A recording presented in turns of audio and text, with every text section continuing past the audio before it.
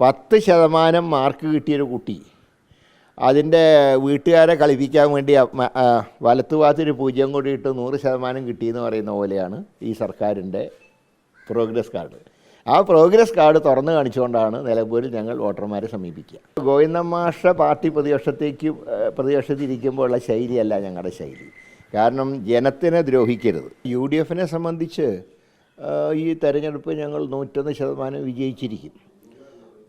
അതോടൊപ്പം തന്നെ സംസ്ഥാന സർക്കാരിൻ്റെ രണ്ടാം പിണറായി സർക്കാരിൻ്റെ 4ാം വാർഷികത്തിലും മൊത്തത്തിലുള്ള 9 വർഷത്തെ പിണറായി സർക്കാരിനെതിരായിട്ടുള്ള അതിശക്തമായിട്ടുള്ളൊരു വികാരം ഉറപ്പായിട്ടും ഈ തെരഞ്ഞെടുപ്പിലുണ്ടാകും.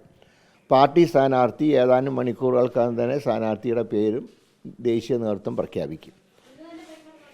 അല്ല, അത് ഇന്നോ നാളെയായിട്ട് എന്തായാലും പ്രഖ്യാപനം ഉണ്ടാവും, സംശയമില്ല. അതോടൊപ്പം തന്നെ പക്ഷേ ഒരു കാര്യം നമ്മൾ ഈ സന്ദർഭത്തിൽ ഓർക്കേണ്ടത്, ഈ ഒരു തെരഞ്ഞെടുപ്പ് ആവശ്യമുണ്ടായിരുന്നോ എന്നുള്ള കാര്യത്തിനെക്കുറിച്ച് ചിന്തിക്കേണ്ടതാണ്. ഞാൻ എൻ്റെ പേഴ്സണൽ ഒപ്പീനിയനാണ് പറയുന്നത്. കാരണം തിരഞ്ഞെടുക്കപ്പെടുന്ന MLAക്ക് ഇനി വെറും 8 മാസമാണ് പ്രവർത്തിക്കാൻ കഴിയുക. മാർച്ച് 1-ാം തീയതിയോടുകൂടി 2026 ഇലക്ഷൻ്റെ പ്രഖ്യാപനം ഉണ്ടാവും. അതിനിടയ്ക്ക് ലോക്കൽ ബോഡി ഇലക്ഷൻ വരുന്നുണ്ട്. അപ്പോൾ ഇങ്ങനെ വരുമ്പോൾ ഒന്ന് MLAക്ക് പ്രവർത്തിക്കാൻ 8 മാസം പോലും കിട്ടില്ല. രണ്ടാമത്തത് കാലവർഷം ഏറ്റവും ശക്തി പ്രാപിക്കുന്ന സന്ദർഭത്തിലാണ് തിരഞ്ഞെടുപ്പ്. ഇപ്പോൾ ഇതിനെ സംബന്ധിച്ച് ഇനി കാലവർഷത്തിൻ്റെ കെടുതികളൊക്കെ നേരിടേണ്ട ചുമതലയും എല്ലാവർക്കും ഉണ്ട്.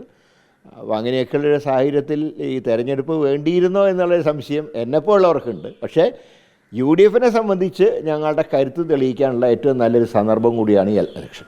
താങ്കൾ പറഞ്ഞു ഇന്നോ നാളെയോ സ്ഥാനാർത്ഥി പ്രഖ്യാപിക്കുമെന്നോ.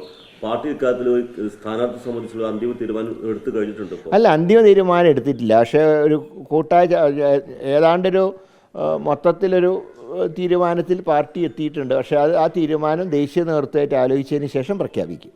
അത് ഇന്നോ നാളെ ഉണ്ടാവും തീർച്ചയായിട്ടും. കാരണം ഇനിയിപ്പോൾ വെച്ച് താമസിപ്പിക്കാൻ കഴിയില്ല. ജൂൺ 2-ാം തീയതിയാണ് ലാസ്റ്റ് ഡേറ്റ് ഓഫ് നോമിനേഷൻ. അതുകൊണ്ട് വരുന്ന സ്ഥാനാർത്ഥിക്ക് പ്രവർത്തിക്കാൻ ഡേറ്റ് കാണില്ല. ഇന്നിപ്പോൾ 25-ാം ദിവസമാണ് ഇലക്ഷൻ. അപ്പോൾ ഇനി പ്രവർത്തിക്കാൻ സമയം കുറവാണ്.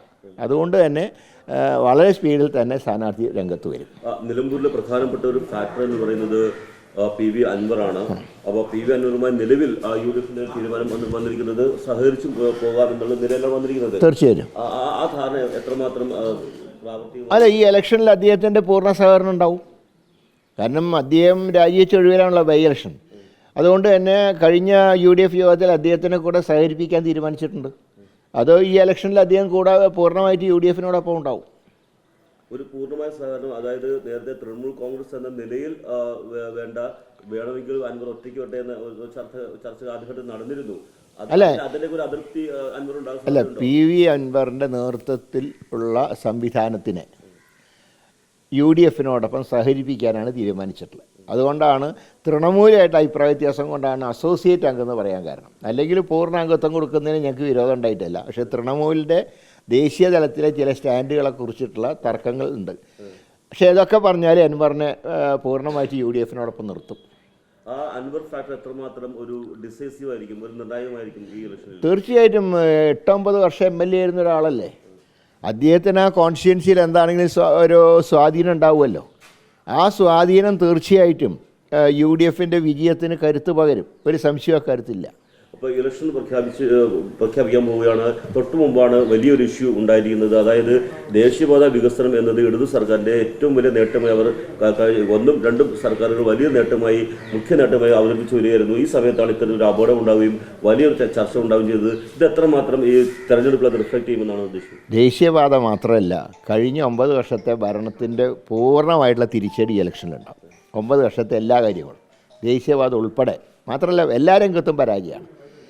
എന്താ പറയേണ്ടത്, 10% മാർക്ക് കിട്ടിയൊരു കുട്ടി അതിൻ്റെ വീട്ടുകാരെ കളിപ്പിക്കാൻ വേണ്ടി വലത്തുഭാഗത്തൊരു 0 കൂടി ഇട്ട് 100% കിട്ടിയെന്ന് പറയുന്ന പോലെയാണ് ഈ സർക്കാരിൻ്റെ പ്രോഗ്രസ് കാർഡ്.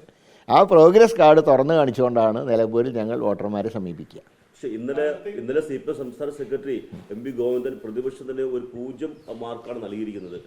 ഒരു പ്രവർത്തനമില്ലാത്ത ഒരു പ്രതിപക്ഷം എന്നാണ് അദ്ദേഹം പറയുന്നത്. അതായത് ഗോവിന്ദൻ മാഷ പാർട്ടി പ്രതിപക്ഷത്തിരിക്കുമ്പോഴുള്ള ശൈലിയല്ല ഞങ്ങളുടെ ശൈലി. കാരണം ജനത്തിനെ ദ്രോഹിക്കരുത്. ഞങ്ങളൊരിക്കലും ഒരു സമര അക്രമത്തിലേക്ക് പോയിട്ടില്ല. ഈ കഴിഞ്ഞ 9 വർഷത്തിനിടയ്ക്ക് സമരം ചെയ്യേണ്ട പോലെ ചെയ്തിട്ടുണ്ട്. നേരെ മറിച്ച് അത് ജനങ്ങൾക്ക് പ്രയാസമുണ്ടാവാത്ത രീതിയിലാണ് ഞങ്ങൾ സമരം ചെയ്തിട്ടുള്ളത്. അതാണ് ഞങ്ങളുടെ ശൈലി. തീർച്ചയായിട്ടും അദ്ദേഹത്തിന് പൂർണ്ണമായിട്ടും സഹകരിപ്പിച്ചുകൊണ്ട് തന്നെ ഈ തെരഞ്ഞെടുപ്പിനെ ഞങ്ങൾ നേരിടും. സർക്കാരിനെതിരായുള്ളൊരു വികാരം ഈ തെരഞ്ഞെടുപ്പിലുണ്ടാവും. 101% സർക്കാർ വിരുദ്ധ നിലപാടായിരിക്കും നിലമ്പൂരിൽ നിന്ന് പുറത്തു വരിക. അല്ല, ഇപ്പോൾ അസോസിയേറ്റ് അംഗമാക്കാനാണ് തീരുമാനിച്ചില്ല. ബാക്കി കാര്യങ്ങൾ ഇലക്ഷന് ശേഷം.